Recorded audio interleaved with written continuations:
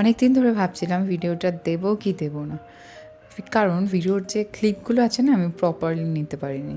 তো ভাবলাম যতটুকু নিয়েছি ইম্পর্টেন্ট ক্লিপগুলো নিয়েছি, তো সেগুলো অ্যাড করে আমি দিয়ে দিই আপনাদের জন্য ভালো হবে। যদি কোনো দিন আপনারা শান বোম্বে বিরিয়ানি মিক্স ট্রাই করতে চাইছেন, এই ভিডিওটি দেখে অবশ্যই ট্রাই করতে পারবেন।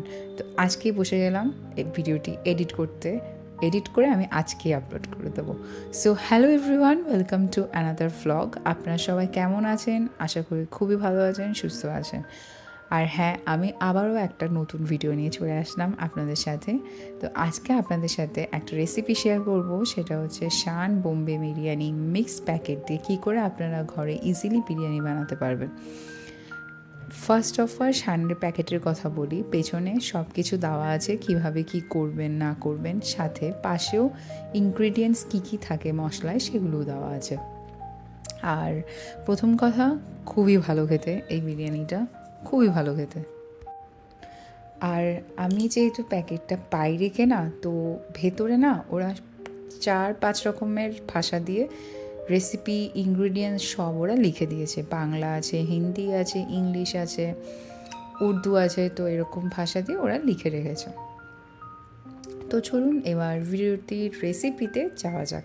তো তার জন্য 1 কেজি চিকেন লাগবে, টক দই লাগবে 200 গ্রাম, আর লাগবে হচ্ছে শান বিরিয়ানির মশলার প্যাকেট, আর সাথে লাগবে হচ্ছে চাল, তেল, ব্যাস আর কিছু না। এই সোজা ইনগ্রিডিয়েন্টসেই হয়ে যাবে। তো এখানে আমি পেঁয়াজ আগে ভেজে নেব। ও হ্যাঁ, পেঁয়াজও কিন্তু লাগবে, সেটা বলতে ভুলে গেছিলাম।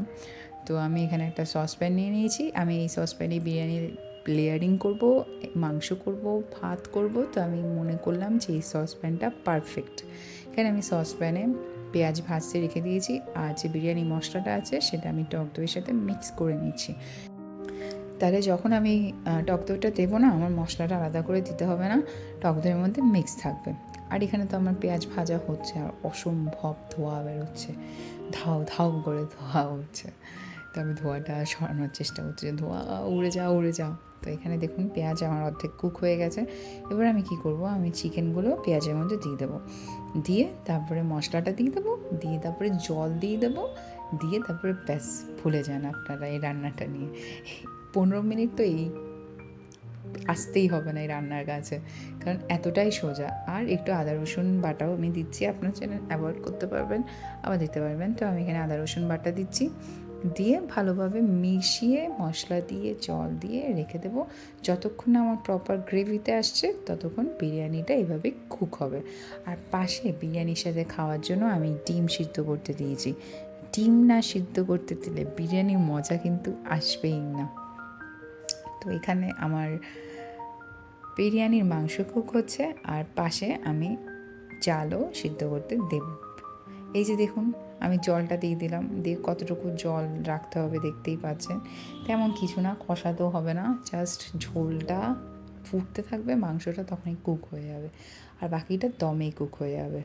ওই যে আমি বললাম প্রপার ক্লিপস নেই, কিন্তু যতটুকু আছে ইম্পর্টেন্ট ক্লিপসই আছে, আপনাদের ইজি হয়ে যাবে।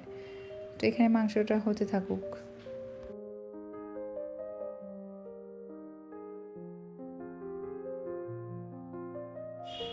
তো এখানে আমি না আপনাদেরকে দেখাচ্ছি কতটুকু জল নিয়েছি। এখানে আমার একটা বাটি আছে, সেখানে মাপে দেওয়া আছে 1.5 কাপ আর 1 কাপ। তো আমি এখানে দেখতেই পাচ্ছেন আমি 1 কাপ পুরো জল দিয়েছি।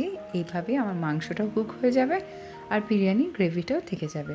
আর যেহেতু এটা বোম্বে বিরিয়ানি মিক্স, তার আগে আপনাদেরকে এটা বলে দেই যে বোম্বে বিরিয়ানি মিক্স কী হয়, একটু ঝোল ঝোল থাকে। আমি বোম্বেতে খেয়েছিলাম বিরিয়ানি, সেম এরকমই টেক্সচার থাকে, রাইস তার উপর ঝোল তার উপর মাংস। এটাই হচ্ছে বোম্বে বিরিয়ানি মিক্সের আসল রান্না। তো সেটাই আমি আজকে আপনাদের সামনে করে দেখাচ্ছি। তো এই দেখুন অলরেডি আমার কালার চেঞ্জ হয়ে গেছে, রান্নার মাংসও কুক হয়ে গেছে, আর ঝোলটাও আর একটু টেনে নিয়ে গেলেই আমি মাংসটা সাইডে করে রেখে দেবো। আমি চালের জন্য প্রিপারেশান শুরু করে দেবো। তার আগে একটা বলি, চাল আপনারা কি করবেন, আপনারা ধুয়ে ভিজিয়ে রাখবেন চালটাকে। তাহলে কি হবে, যেহেতু বাসমতি চাল, ওটা ফুলে উঠবে, তাহলে আপনাদের রান্নার সময় বেটার হবে। তো আমি এখানে মাংসটাকে আরেকটু কষিয়ে নিই, তারপরে চালটা বসিয়ে দেবো। তো এখানে আমার মাংস হয়ে গেছে, আমি সাইডে রেখে দিয়েছি, আর আমার ডিম সিদ্ধও হয়ে গেছে। ডিমটাকে আমি গরম জলে রেখে দিয়েছি, আমি একটু পরে ডিমটাকে খুলে ফেলবো। তো এখানে আমি চালের জন্য জল নিলাম, জলের মধ্যে আমি আরও কয়েকটা মশলা দেবো, যেখানে ওরা চালের মশলা অ্যাড করছে না বা রেসিপি তো দেওয়া নেই, বাট আমি মনে করি চালের কিছু কিছু মশলা দিলে ভালো হয়। তো আমি এখানে তেজপাতা দিচ্ছিলাম, দারচিনি, আর যেহেতু আমার কাছে লবঙ্গ ছিল তাই আমি লবঙ্গ দিয়ে দিলাম। এবার এটার সাথে জলটা ফুটতে থাকুক, আর নুন দিয়ে দেবেন, 2 চামচ ভরা ভরা নুন দিয়ে দেবেন যেন চালের মধ্যে নুনটা ঢোকে। তো এবার জলটা ফুটতে থাকুক, তারপরে আমি চাল দিয়ে অ্যাড করে দেবো। এবার এসছি আসল জিনিসে, যে আমি বলছিলাম না ক্লিপটা আপকাপছা টাইপের, মাংস রান্না পর্যন্ত কিন্তু ক্লিপটা ভালো ছিল, তারপর যে চালের পরে যে ক্লিপগুলো সেগুলো আপখাপচা হয়ে গেছিলো। বাট আমার মনে হয় যে আপখাপচা, হয়তো আপনাদের নাও মনে হতে পারে। তো আপনাদের ভিডিওটি কেমন লাগলো অবশ্যই কিন্তু আমাকে কমেন্ট সেকশানে জানাবেন, আমরা কিন্তু আপনাদের কমেন্ট পড়ি, আর খুব ভালো লাগে আপনারা যে কমেন্ট করেন, লাইক করেন।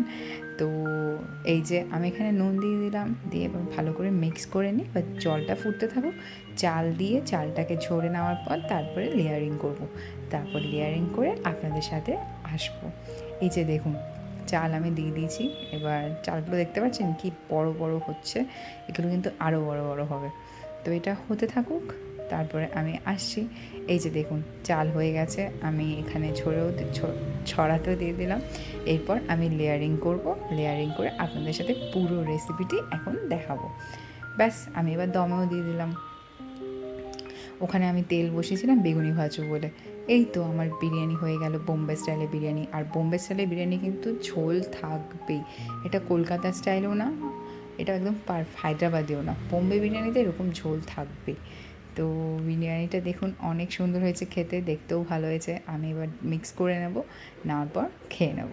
তো আপনারা বিরিয়ানিটি ট্রাই করবেন, ট্রাই করলে কমেন্ট সেকশানে কিন্তু অবশ্যই জানাবেন। আর আজকে পর্যন্ত এতটুকুই, সবাই সুস্থ থাকবেন, ভালো থাকবেন। আর বিরিয়ানিটা কিন্তু ট্রাই করে অবশ্যই বলবেন, আমি অপেক্ষায় থাকবো। তো চলুন আজকে পর্যন্ত, টাটা।